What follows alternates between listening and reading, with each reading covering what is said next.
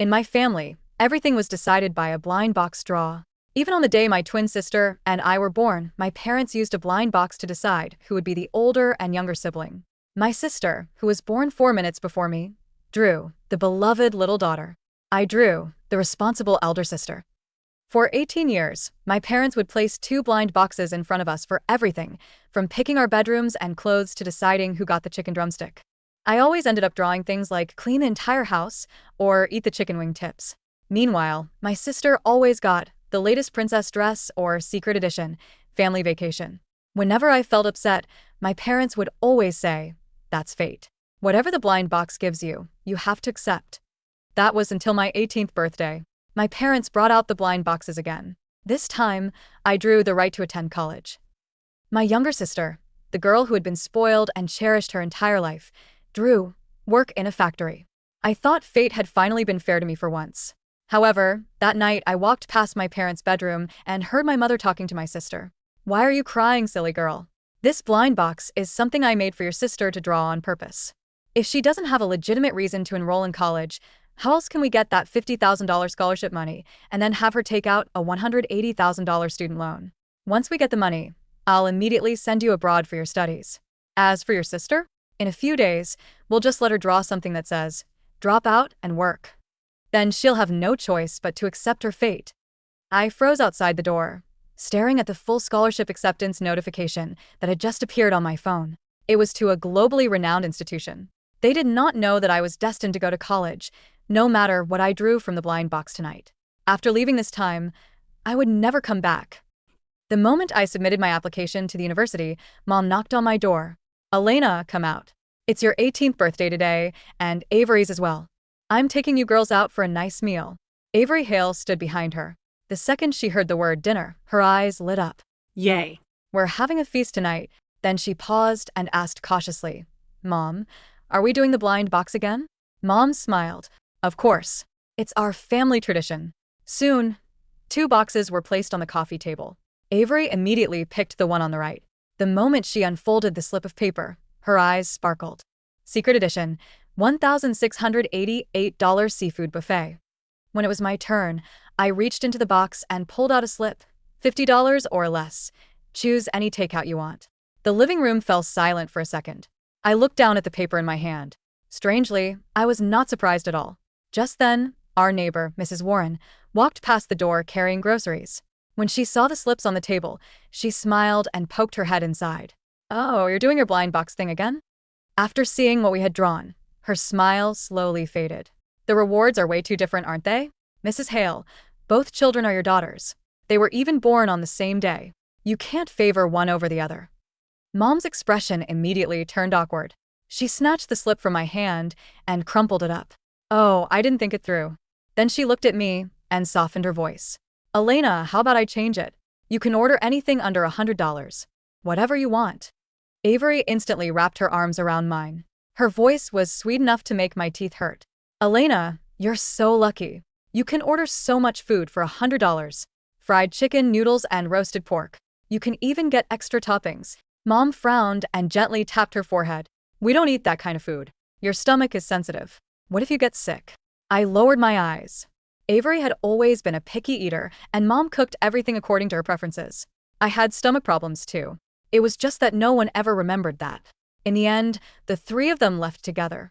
Before leaving, Mom specifically reminded me, "Order something yourself. Don't go over $100. Send me the payment link when you've decided." Avery wore her new dress and turned around at the doorway, waving at me. "Elena, I'll take photos of the king crab and show you when I get back." The door closed, and the house instantly became quiet. I closed the takeout app without ordering anything, then I walked back to my room and opened the cabinet at the bottom of my closet. Inside the cardboard box were all the blind box slips I had drawn over the years. Wash dishes for a week, eat chicken wing tips, use old backpack for another year, and give your sister the birthday cake wish. The list went on and on. I used to truly believe I was just unlucky, so I just kept comforting myself that it would be different next time. Then, on my 18th birthday, I finally drew the right to attend college. I thought fate had finally chosen me. However, I was wrong. That was not luck either. It was simply the excuse my parents needed to trade my future for a plane ticket for Avery. I placed the slip I had just drawn, $50 or less. Choose any takeout. On top of the pile, and then close the box. Just as I finished, the doorbell rang. When I opened the door, my boyfriend, Rafael Torres, was standing there. He held a beautifully wrapped gift box in his hands. Elena, happy birthday. He walked inside and placed the box on the table. Inside were two small blind boxes. I prepared graduation gifts for you and Avery. He glanced at the empty living room, then lowered his voice, acting as though he was giving me a special privilege. Avery is still out eating. Pick yours first. I looked at the two blind boxes and casually picked up the one on the left. I unfolded the slip, and there were only two words written on it. First prize. Rafael was even more excited than I was. Elena, see? I told you your luck was good today. He smiled and gently ruffled my hair. First prize. Your award is a brand new dress. I was startled for a moment. A dress? Yeah. Didn't you like that white dress you saw before? It wasn't in stock back then, but I asked about it a few days ago, and it's finally here. I remembered the day after our SATs ended. Rafael and I had walked past a mall display window. I only glanced at the white dress inside for a few seconds. I never expected him to remember. Ever since we were kids, whenever I drew something bad from the blind boxes, Rafael would secretly make it up to me. When I drew eat chicken wing tips while Avery drew eat fried chicken, he showed up at my door with an entire roasted chicken that same night. Congratulations, Elena. You've drawn the secret edition. When I drew use your old backpack for another year, while Avery drew new princess backpack, he handed me a luxury fountain pen the next day. You might have to keep using your old backpack, but a top student like you deserves the best pen. Those little gestures were the only thing that helped me survive all those years. At least there was someone who knew I had been hurt. A sudden sound at the door pulled me back to reality. My sister and my parents had returned. The moment Avery stepped inside, she raised her phone excitedly. Elena. Look at the king crab we ate. I watched the chef prepare it right in front of me. Mom followed behind her, her voice full of affection. She's the only one who knows how to enjoy good food. She thought the $1,688 option wasn't good enough, so your dad upgraded it to the $2,888 package for her. Dad laughed. You only turn 18 once. As long as Avery is happy. That was when Avery finally noticed Rafael. Her eyes lit up as she ran over, shouting, Rafael, you're here. What did you bring us? Rafael pushed the gift box toward her. Graduation gifts.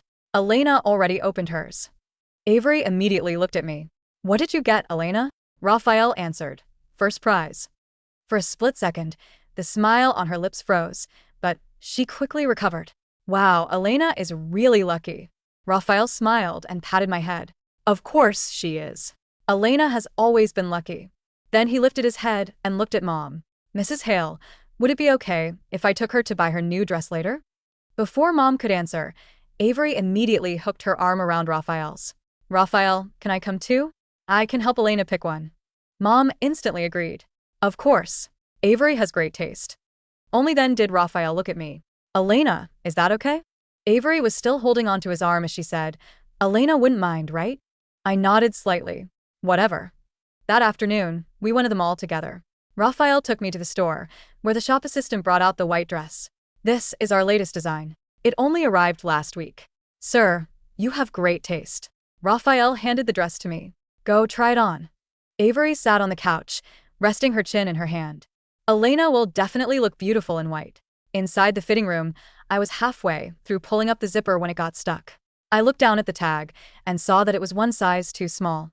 With the dress in hand, I stepped outside to call over the shop assistant, but that was when I heard Avery's voice. Rafael, you know the rules. I cooperated with you just now and let Elena believe she drew the first prize. I even praised her for being lucky. Now that she's happy, shouldn't you make it up to me? My footsteps stopped.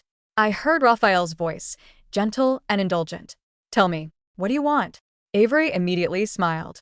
Earlier, when we passed the first floor, I saw a diamond necklace. His voice was full of affection. Sure. Avery hesitated for a moment before asking, what are you going to do later? He replied, same thing I've always done. When Elena drew chicken wing tips, I brought her a roasted chicken and then took you out for a private dinner. When she had to keep using her old backpack, I bought her a fountain pen and bought you a whole set of imported stationery. She takes things too seriously. She needs to enjoy herself sometimes. Otherwise, if she makes a big deal out of it, your parents won't know how to handle things. Avery hummed in satisfaction. I stood outside the fitting room door, still holding the dress in my hands. The shop assistant walked over. Miss, would you like to try on another size? Raphael walked over, his figure blocking my view. Wrong size. I nodded. Avery's face instantly went pale as she stammered. Elena, how long have you been standing there? Did you hear anything just now? I shook my head. No. I could clearly see the relief wash over Raphael's face. He handed the dress back to the shop assistant. Could you get one size bigger? Then he turned to me and said, stay here and try on the dress. Avery drew a prize too. I'll take her downstairs to get a milkshake. Avery immediately pouted. Elena's prize is a new dress, and my reward is only a milkshake? He smiled as he ruffled her hair. Elena's just luckier than you are. You have to accept the result when you play the game. Avery quietly muttered, then I want extra whipped cream on mine. Sure. With that, they left the shop and stepped onto the escalator. As for me, I did not go back to the fitting room. I followed them downstairs. Avery leaned against a glass display case and pointed at a necklace. Raphael, I want this one. The sales assistant took it out. This is our newest arrival. It's $138,000. Raphael immediately handed over his card. Wrap it up. Avery smiled. You're the best. He gently touched her head and replied in an affectionate tone, you helped me put on an act today. I know it's not easy for you. Pouting, she said in a whiny, playful voice, I'm not as easy to please as Elena. Besides this necklace, you have to buy me the latest phone too. He laughed at her antics and answered, okay, whatever you want. After signing the receipt, he put the diamond necklace around Avery's neck. Then he heaved a sigh. Elena really is easy to please. She's always been like that. Give her a little treat, and she'll remember it for a long time.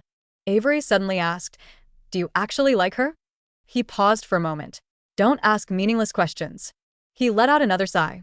I've been with her for so long. It's not like I can just break up with her whenever I want. Avery lowered her voice as she asked, what about me? He answered, you're different. You can't stand being wronged. Avery sounded a little hurt. Well, are you still buying Elena her dress? Of course. Raphael added, she'll get suspicious if I don't buy it. I was standing around the corner when my phone suddenly vibrated with a message from Mom. Avery said she wants to go to that pasta place for dinner. Take a look and get whatever you want. A moment later, she sent another message. Don't order anything too expensive.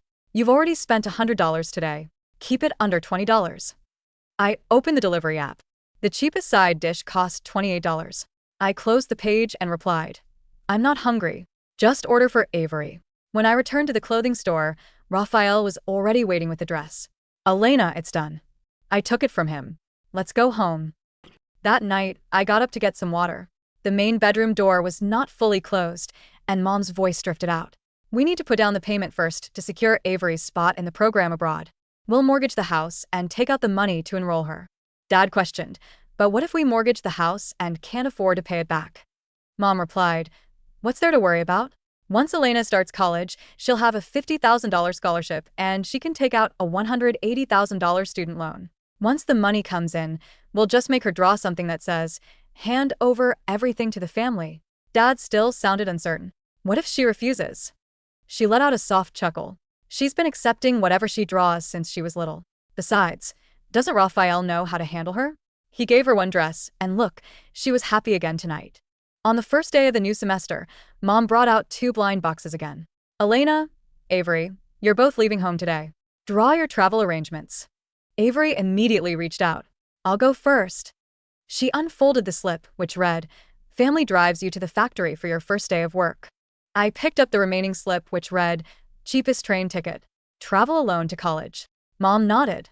Elena, your university isn't that far. Taking the train is more convenient. Dad picked up the car keys. Avery is leaving home for the first time. We'll take her there. Avery sniffed. Elena, I'm sorry. If I hadn't drawn the factory job, Mom and Dad could have driven you to university instead. Mom gently stroked her hair. Elena is understanding. She won't hold it against you. Raphael arrived soon after with breakfast. Is everything ready? Avery immediately ran over. Raphael, I'm going to work at the factory. He glanced at me, then lowered his head to comfort her. Don't be scared. I'll go with you. I took the folder Mom handed me. She reminded me, once you arrive on campus, apply for your scholarship first. Submit your student loan application as soon as possible too. After the money comes through, transfer everything to my account. I'm worried you'll waste it. I nodded. Okay. As they got into the car, Avery leaned against the window and waved at me. Elena, Remember to send me photos of your dorm when you get there. I waved back. Once the car disappeared from sight, I took out the slip I had drawn and placed it back into the blind box. Then I wrote a new one and placed it on top. Secret edition. A lifetime, without seeing them again. After that, I picked up my bag and headed to the airport. I spotted the group of them from a distance at the security checkpoint. These people, who were supposed to be driving Avery to the factory, were standing at the airport instead, laughing happily. We finally got Elena out of the way. Now, our family can go on vacation to Havana. Mom had a smile on her face as she said, she should still be waiting at the train station right now. In another week, she should have her scholarship and student loan money. Dad nodded. I've already asked someone to handle the paperwork for your study program abroad, Avery. As soon as Elena's money arrives, I'll send you there. The airport announcement rang out. Passengers traveling to Havana, please begin boarding. They walked toward the gate together. I lowered my eyes and looked at my boarding pass. The destination was Lawton. I turned around and walked toward the international departure gates on the other side. Half a month later, Mom finally called me, but I ignored every call. She turned to Raphael instead. Why isn't Elena replying to my messages?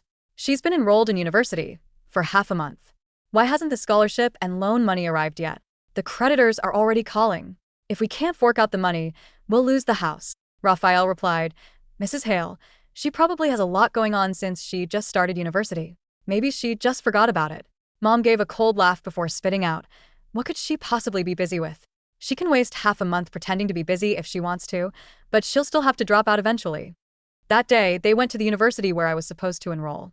They first went to the girls' dormitory, and the dorm supervisor searched through the records for a long time. Elena Hall? Mom immediately answered, yes, freshman in the School of Finance. The top scorer in the SATs. The supervisor shook her head. We don't have anyone by that name. Mom's expression darkened. How is that possible? She's been enrolled for half a month. If she isn't living in the dorm, where else would she be? Raphael quickly stepped in. Could she have been assigned to another building? Let's ask the administration office. Mom rushed to the department office. The moment she entered, she called out, I'm Elena Hale's mother. I need to find my daughter urgently. The professor looked up. Can't you contact the student directly? Mom sounded impatient. She's throwing a little tantrum with her family. Give me her dorm address. I'll find her myself. The professor checked the system, and a moment later, his expression turned cold. We don't have any records on a student named Elena Hale. Mom was stunned for a moment. What? Raphael was dumbfounded too. Professor, please check again. She was admitted this year.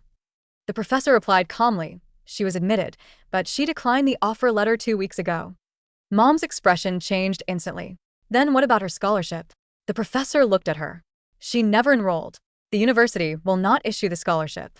Mom immediately asked, what about the student loan? She isn't a registered student. The loan application cannot proceed. Mom stood there, completely frozen. At that moment, her phone rang with a call from the creditors. The harsh fluorescent lighting of the university administration office seemed to strip the color straight out of my mother's face. Declined? Her voice cracked on the second syllable, shrill and vibrating with disbelief. What do you mean she declined? I am her mother. A child cannot just decline a university admission without parental consent. The registrar, an older woman with silver-streaked hair and thick spectacles, didn't flinch. She adjusted her glasses, peering down at her monitor with cold, bureaucratic indifference. Mrs. Hale, your daughter turned 18 2 weeks ago. In the eyes of the law and this institution, she is a legal adult. She submitted an official declaration of non-matriculation, citing personal academic realignment. Her file is closed. And the scholarship? Dad barged forward, his hands trembling as he slammed them onto the wooden counter. The wood groaned under the impact. The $52 National Merit Stipend. That was awarded under her name. If she's not taking the classes, where does that money go? It returns to the endowment pool, sir, the registrar replied, her tone sharpening with warning. Scholarship funds are dispersed per semester, contingent upon active, verified enrollment. No student, no disbursement. And the student loan? Mom's voice was climbing into hysteria. The phone in her clutch was still buzzing incessantly against her palm, the glowing caller ID, flashing Apex Financial Services over and over. The $180,000 federal private co-loan package. We signed. The preliminary sponsor forms. The registrar looked up, her gaze shifting from annoyance to thinly veiled Disgust. A student loan is tied directly to institutional billing for tuition and on-campus housing. Without an active student ID, the lending servicer automatically terminates the pre-approved line of credit. If you have inquiries regarding financial transactions, take them up with the bank. Now, if you'll excuse me, there are other families waiting. Mom staggered back, her knees buckling. Dad caught her by the elbow, but his own face had drained to an ashen, sickly gray. Beside them, Raphael stood paralyzed. His fingers were furiously tapping on his phone screen. He had dialed my number 11 times in the last 5 minutes. The number you have dialed is currently unavailable or has been disconnected. He opened his messaging app. Next to every single message he had sent me over the past 2 weeks, from Elena, have you settled into the dorm yet? To call your mother back, she's worried sick. A harsh red exclamation mark sat inside a circle. Blocked. He moved to social media. My profile picture was gone, replaced by a default gray silhouette. The posts, the shared albums, the little check-ins from our high school days, wiped clean. It was as if Elena Hale had never existed in his digital world. Raphael. Mom seized his sleeve like a drowning woman grabbing at driftwood. Her fingernails dug through the cotton of his jacket, biting into his skin. Call her. You're her boyfriend. She listens to you. Tell her to get back here right now. Tell her that if she doesn't come back and sign those papers by Friday, the creditors will seize the house. Raphael swallowed hard, his throat dry as sandpaper. I can't reach her, Mrs. Hale. She's blocked my number. She's deleted everything. Why would she block you? Dad roared, turning his panic into rage. You told us. You had her under control. You told us giving her that damn white dress was enough to keep her quiet. Raphael flinched. The memory hit him like a physical blow. The boutique, the fitting room door slightly ajar, Avery's giggles, the $138,000 diamond necklace charged to his primary credit line. Elena, how long have you been standing there? Did you hear anything just now? No. She had looked him in the eye and said no. A chill crept down Raphael's spine, pooling in the pit of his stomach. Elena had never been a fool. She was the top scorer in the state SATs. She was the girl who could solve advanced calculus proofs in her head while the rest of the class struggled with basic trigonometry. She hadn't been fooled. She had simply played her part until the curtain fell. Mom's phone finally stopped ringing, only for a sharp chime to signal an incoming voice message. Trembling, she pressed the speakerphone button. A raspy, aggressive voice boomed through the quiet office corridor. Mrs. Hale, your 7-day grace period on the bridge loan expired at noon. You owe $220,000 in principal and interest. If the wire transfer isn't cleared by 5 o'clock tomorrow afternoon, our legal team will execute the foreclosure clause on your residential property on Maple Street. Don't bother running. We have your deed. Mom let out a strangled shriek and dropped the phone. It clattered against the linoleum tiles, the glass screen shattering into a spiderweb of cracks. The Hale residence on Maple Street had always smelled faintly of lavender and fresh-baked vanilla cookies, a curated scent my mother maintained to present the illusion of an immaculate, warm suburban household. Now, the house smelled of stale sweat, cold takeout, and mounting dread. Avery sat curled on the plush velvet sofa in the living room, her eyes swollen and red from crying. The diamond necklace Raphael had bought her hung limply around her slender neck, catching the dim light of the afternoon sun. Mom, what do you mean the study abroad agency won't answer? Avery's voice trembled with petulant fury. I'm supposed to fly to Switzerland next Monday. My visa documents, my private dorm reservation, they were supposed to be finalized yesterday. Dad sat at the dining table, surrounded by piles of overdue notices, bank statements, and legal warnings. His hair was disheveled, his eyes bloodshot. There is no Switzerland, Avery, Dad shouted, slamming his fist onto a stack of paperwork. The agency was a sham intermediary. They took the $50,000 initial deposit we mortgaged the house for, and the moment we couldn't wire the remaining tuition balance, they disconnected their lines. Their office in the financial district was cleared out overnight. No. Avery screamed, stomping her feet against the hardwood floor. You promised me. You said Elena's scholarship and loans would cover everything. You said I was born to be an international designer. You can't do this to me. Shut up. Mom snapped, her voice frayed to the breaking point. She looked 20 years older, the carefully applied makeup smeared across her sunken cheeks. If your sister hadn't vanished like a thief in the night, none of this would have happened. Right on cue, the front door swung open. Raphael walked in, carrying a folder of bank printouts. His face was pale, his shoulders hunched. Rafael. Avery leaped up, throwing her arms around his waist, burying her face into his chest. Tell them you'll fix it. You have family money, Right? your father's company. You can lend us the 200,000. Just until we find Elena. Raphael didn't hug her back. Gently, almost mechanically, he peeled her arms off him and took a step backward. I don't have $200,000, Avery, Raphael said quietly. The living room went dead silent. What do you mean you don't have it? Mom stepped forward, her eyes wide with desperate indignation. Your family owns an import-export firm. You drive a $62 sport coupe. You spent nearly $140,000 on Avery's necklace without blinking an eye. A bitter, humorless laugh escaped Raphael's lips. That money wasn't mine. It was my mother's emergency corporate credit line, Raphael confessed, his voice shaking with humiliation. I thought, when Elena graduated and got her corporate sponsorship, or when my father gave me my trust fund at 21, I could pay it off. But my father found the statement yesterday.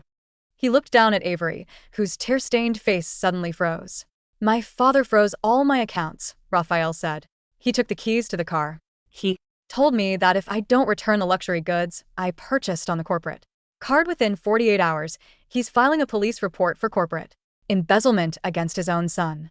Avery's hand instinctively flew to the diamond necklace at her throat. No. Raphael, you gave this to me. It was my reward. Reward for what? Avery? Raphael's voice cracked, a surge of self-loathing finally breaking through his polished exterior. Reward for helping me treat Elena like an idiot? Reward for laughing behind her back while she ate scraps and wore hand-me-downs? He stepped closer to Avery and held out his hand. His palm was open, demanding, take it off. No. I won't. Avery backed away, her eyes flashing with venom. You gave it to Me. It's mine. You promised you loved me more than her. You said she was plain and boring and that you were only keeping her around because her grades made you look good. You can't take it back. Give it back, Avery. Raphael lunged forward, his patience shattering. Dad jumped between them, shoving Raphael back. Don't you touch my daughter. You brought this ruin upon us, as much as anyone. You claimed you could manage Elena, and you failed. If our house goes into foreclosure, you are responsible. Responsible? Raphael stared at the three of them, the scales finally falling from his eyes. He saw Mr. Hale, a weak, cowardly man who hid behind his wife's cruelty. He saw Mrs. Hale, a narcissistic matriarch who treated one child as an idol and the other as livestock. And he saw Avery, the pretty, delicate girl he had put on a pedestal, now looking like a feral creature clutching a piece of stolen jewelry. Where's the blind box, Mrs. Hale? Raphael asked, his voice dropping to a terrifying whisper. Mom blinked, startled. What? Raphael pointed to the ornate wooden box resting on the hallway console, the box that had dictated every misery of Elena's life for 18 years. Why don't you draw from it now? Raphael sneered, tears of rage spilling over his eyelashes. Draw a slip to see who pays the loan sharks. Draw a slip to see who goes to prison. Go on. Isn't that your family tradition? Isn't that fate? Without waiting for an answer, Raphael turned on his heel and slammed the front door behind him, leaving the Hale family standing in the suffocating wreckage of their own design. 4,000 miles away, across the Atlantic Ocean, rain tapped gently against the tall, leaded glass windows of the St. Jude Institute of Advanced Economic Research in Lawton. The city of Lawton was an ancient tapestry of gray granite, winding cobblestone alleys, and towering neo-Gothic spires. It was cold, clean, and utterly devoid of the suffocating air of Maple Street. I sat in the third-row tier of the Grand Lecture Hall, my laptop open, a thermal mug of black coffee resting beside my notebook. On the podium below, Professor Alistair Vance, a Nobel laureate in econometrics, and the head of the Institute's foundational fellowship, was breaking down a dynamic stochastic general equilibrium model on a massive interactive screen. When an exogenous shock disrupts an artificial equilibrium, Professor Vance's resonant voice echoed through the amphitheater, the system does not simply returned to its previous state. The weak variables are eliminated, and the structural imbalances collapse under their own weight. I took notes with steady, fluid strokes. 2 months had passed since I walked through the international terminal at the airport, boarding a flight with a single suitcase and my passport. They thought I had only applied to the state university. They never knew that. During the long nights when I was confined to my room, forbidden from joining their family dinners because I had drawn eat leftovers in solitude, I had submitted my research proposals to the Lawton Global Scholars Program. I had been awarded the Chancellor's full presidential fellowship, tuition fully covered, housing fully subsidized, and an annual research stipend of 65 €200. Before leaving, I had visited the city registry office. With my 18th birthday legally documented, I filed for complete economic and civil emancipation, severing any legal authority my parents held over my academic records, tax status, and banking lines. My phone, registered under a new European eSIM, sat silently on the desk. At the end of the 2-hour lecture, Professor Vance gathered his papers and looked up toward my tier. "Miss Hale, a moment, please." I packed my laptop and walked down the stone steps. "Professor Vance." The elderly professor handed me a stamped dossier. "The quantitative risk assessment model you submitted last week regarding predatory subprime lending portfolios in emerging markets. It was exceptional. The department has approved your inclusion in the European Central Financial Forum's junior delegation next month in Geneva." A faint, genuine smile touched my lips. "Thank you, Professor. I'll prepare the empirical data sets by Friday." "You work with remarkable focus, Elena," Vance observed gently, his keen eyes studying me over his half-moon glasses. "Most students your age are overwhelmed by the transition abroad. You seem entirely unburdened." "That's because I left my burdens where they belong, sir," I replied evenly. In The past. Leaving the lecture hall, I walked across the cobblestone courtyard. The crisp, autumn air filled my lungs, sharp and invigorating.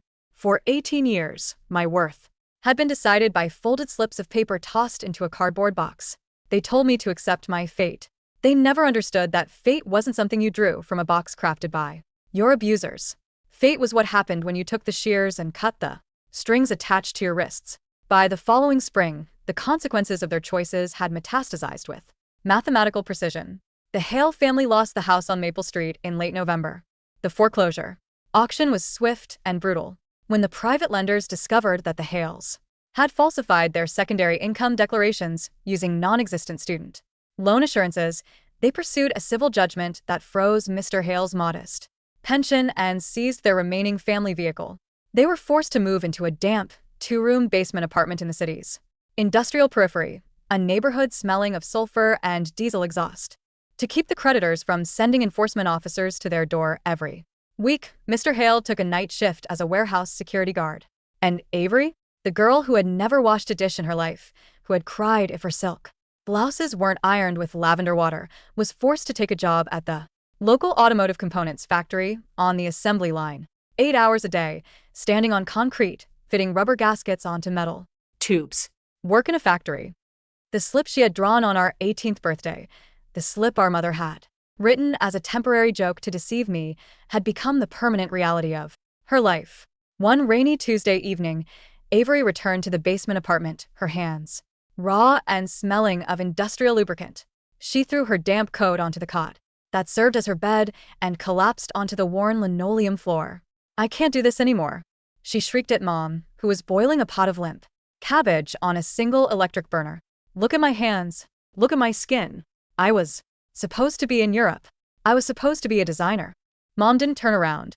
Her shoulders were bent, her once immaculate hair graying and tied back with a cheap rubber band. "Stop yelling, Avery," Mom said, her voice hollow and dead. "We have to pay the rent on Friday. If you don't work your overtime shifts this weekend, the landlord will lock us out." "Why don't you make Dad work another shift?" Avery spat, her face contorting with rage. "Why is it always me? Why didn't you find Elena? She's the one who Caused this. She's the one who stole our lives. Find her where?" Mom finally turned, slamming the wooden spoon against the Counter. "Where are we supposed to find her? We don't know where she went. The Police won't look for an adult who left voluntarily. Raphael won't speak to us. What do you want me to do?" At that moment, the small television sitting on a cardboard box in the corner flickered. It was tuned to the International Business Channel, the only channel. The cheap antenna picked up reliably. A news anchor's crisp voice cut through the damp room. And in European financial developments, the prestigious Young Economists Award was presented today at the Global Banking Summit in Zurich. The recipient, 19-year-old Elena Hale of the St. Jude Institute, was recognized for her groundbreaking algorithmic framework on institutional risk transparency. Avery froze. Mom froze. On the screen, a high-definition broadcast displayed a glittering banquet hall. There I stood, dressed in a tailored charcoal wool suit, my hair styled with quiet elegance, holding a crystal trophy alongside the governor of the European Central Bank. My face was calm, radiant, and completely untouchable. Underneath my image, the caption read, Elena Hale, lead research fellow and keynote speaker. Elena, Mom whispered, her trembling hand reaching toward the flickering screen. That's Elena. Avery's eyes widened, burning with a mixture of raw envy, disbelief, and terrifying madness. She's in Europe, Avery gasped, clutching Mom's arm with bruising force. She took the scholarship. She took everything that was supposed to be mine. Mom, Look at her. She's rich. She's famous. Mom stared at the screen, a grotesque spark of hope reigniting in her sunken eyes. She's my daughter, Mom murmured, a twisted smile spreading across her lips. She's our blood. She can't abandon her parents. The law, filial duty, she has money now. She has to pay our debts. 3 months later, the annual International Economic Governance Summit convened at the Grand Continental Palace in Geneva. As a member of the academic delegation, I had just finished presenting my paper on the structural containment of household debt bubbles. The applause in the auditorium was sustained and warm. I stepped down from the stage, accompanied by 2 research associates and a security liaison provided by the summit organizers. We walked into the grand marble galleria, where journalists and delegates mingled over espresso and champagne. Suddenly, a commotion erupted near the media check-in barrier. Let me through. That's my daughter. Elena. Elena, look at me. The voices were loud, discordant, and distinctly American. The crowd of dignitaries and journalists parted in confusion. Through the security cordon, 3 figures pushed their way into the hall. My mother, wearing an ill-fitting, faded trench coat. Avery, clutching a battered designer handbag that had long lost its luster, and Rafael Torres, standing behind them in an old suit that hung loosely on his visibly thinned frame. They looked like ghosts from an ancient, irrelevant nightmare. Security guards immediately moved to intercept them, but Mom threw herself onto the marble floor, wailing at the top of her lungs so that every camera and microphone in the galleria swung toward her. Elena. How could you be so heartless? Mom cried, tears streaming down her hollow cheeks. You stand here in your designer clothes and accept awards while your poor parents are starving. We sacrificed everything to raise you. We worked ourselves to the bone so you could study, and you ran away with our life savings. A collective murmur rippled through the international press corps. Several camera shutters began clicking frantically. Avery stepped forward, putting on her most fragile, tearful expression, the exact face she used to make whenever she wanted my birthday gifts as a child. Elena, Avery sobbed, her voice trembling for the microphones. How could you do this to us? You left me to work in a factory while you took the money meant for my education. Dad is sick. Mom is collapsing from exhaustion. Have you no shame? Have you no conscience? Raphael stepped forward, his eyes locking onto mine. He looked tormented, desperate, but beneath it all lay the same arrogant entitlement he had always harbored. Elena, Raphael pleaded, his voice loud enough for the reporters to hear. I know you were angry with me. I know you felt overlooked. But this has gone too far. Your family is destroyed. Come home. Use your influence to fix this. If you do, I'll forgive you. We can start over. He actually said it. I'll forgive you. The audacity was almost breathtaking in its perfection. The head of Summit Security leaned toward me, his face grim. Miss Hale, do you want us to have Swiss federal police escort them off the premises immediately? No, I said quietly, raising my hand. Let them speak. Give them a microphone. The room fell dead silent. I walked forward, my heels clicking rhythmically against the polished marble, stopping precisely 3 paces in front of my weeping mother and sister. I didn't yell. I didn't cry. I looked down at them with the calm detachment of a Scientist observing an expired specimen under glass. You say you sacrificed everything for me, Mrs. Hale? I asked, my voice carrying clearly through the hall's acoustics. Mom sniffled, nodding vigorously. We gave you life. We gave you a home. We Treated you and Avery with absolute equality. Everything in our house was decided fairly by fate. By fate, I repeated softly. I reached into my briefcase and pulled out an archival manila folder. inside. Were not just memories, but documented, verified evidence. For 18 years, I addressed the room, speaking in measured, crystalline English. My parents used a rigged system of blind boxes to enforce domestic abuse and economic exploitation. Every slip of paper was predetermined. I pulled out a clear plastic sleeve containing 30 yellowed slips of paper. Elena, eat chicken wing tips. Avery, eat whole roasted chicken. Ella, where? Sister's 5-year-old boots. Avery, buy luxury designer wardrobe. Elena, clean entire house 7 days a week. Avery, family vacation to the coast. A low rumble of disapproval stirred among the journalists. And on our 18th birthday, I continued, pulling out the notarized audit documents from the State Education Board and the local police department. They attempted to perpetrate educational fraud.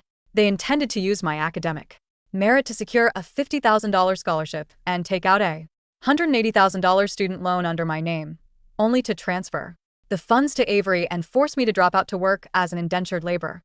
I turned my gaze toward Avery, whose face had suddenly turned a chalky, terrified white. You claim I stole your education fund, Avery? I asked, my voice slicing through the air like a scalpel. Here is the official bank audit.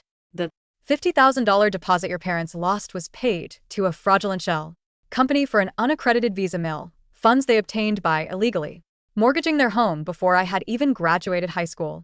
I never touched a single cent of your family's money. My education here was funded entirely by the European Central Fellowship, awarded on open, competitive merit.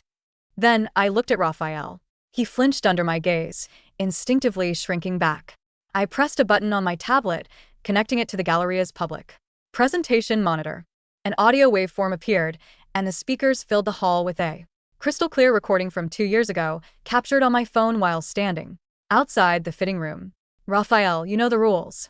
I cooperated with you just now, and let Elena believe she drew the first prize. Earlier, when we passed the first floor, I saw a diamond necklace.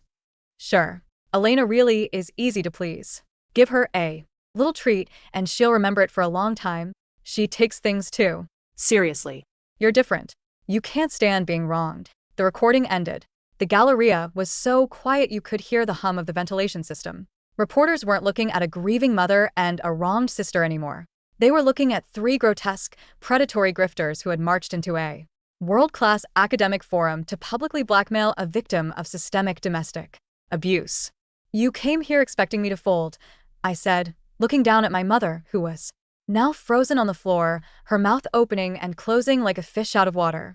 You thought that with enough public pressure, enough guilt, and enough lies, I would hand over my life to pay for your greed. I reached into my pocket, pulled out a small, velvet pouch, and dropped it onto the marble floor directly between Avery and Mom. It was a small, polished wooden box. Since you love blind boxes so much, I said softly, I prepared one last draw. For you. Avery stared at the box, her body shaking uncontrollably. What is that? Open it, I said. With trembling, blackened fingers from the factory assembly line, Avery reached out and lifted the lid. Inside was a single slip of paper. She unfolded it with shaking hands. On it, written in bold, permanent black ink, were the words, Universal truth, reap exactly what you have sown. The Swiss police have already documented your unauthorized intrusion, I said, turning my back on them. The international press will publish the full dossier of your fraud within the hour. And the creditors back home will be very interested to know you had the travel funds to fly to Geneva. I looked at the security officers. Please remove these trespassers from the building. Elena. No. Elena. Mom's desperate, guttural screams echoed through the cavernous hall as the security team firmly hoisted her and Dad from the floor, marching them toward the exit doors. Avery was hyperventilating, dropping to her knees, clutching her head in total psychological collapse as cameras flashed relentlessly in her face, capturing every second of her public humiliation. Raphael stood frozen in the center of the hall, his eyes hollow, watching the security guards close in around him. Eh. He choked out, his voice barely a squeak. Please. I didn't turn around. The fallout from Geneva was absolute.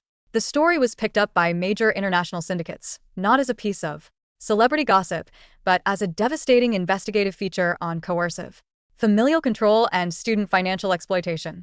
When the Swiss authorities deported the Hale family back to the United States, they were met at the airport gate not by sympathizers, but by process servers and law enforcement officials. The audio recordings and banking records I released prompted a formal investigation into their fraudulent loan applications and tax evasion. Mr. Hale was fired from his security job due to the public scandal.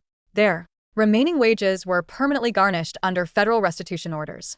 They were forced back into the damp basement apartment, where every waking hour was consumed by the crushing weight of their debts, the bitter recriminations of their ruined lives, and the endless, poisonous hatred they now directed at one another.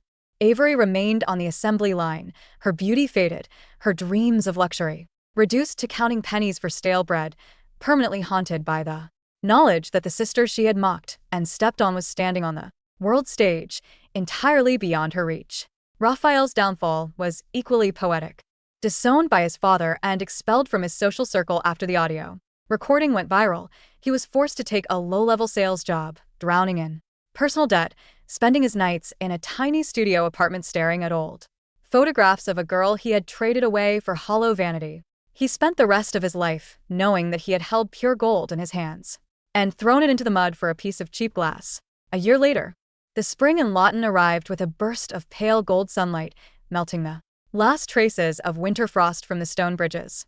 I walked along the bank of the River Avon, holding a newly published hardcover monograph bearing my name on the spine, Structural Integrity, the Economics of Human Agency. Beside me, the river flowed steadily toward the open sea, calm, deep, and unstoppable. I reached into my coat pocket, pulled out the very last slip of paper I had kept from my 18th birthday, the one I had written before stepping onto the plane. Secret edition, a lifetime without seeing them again. I let my fingers open. The breeze caught the small scrap of white paper, lifting it into the air.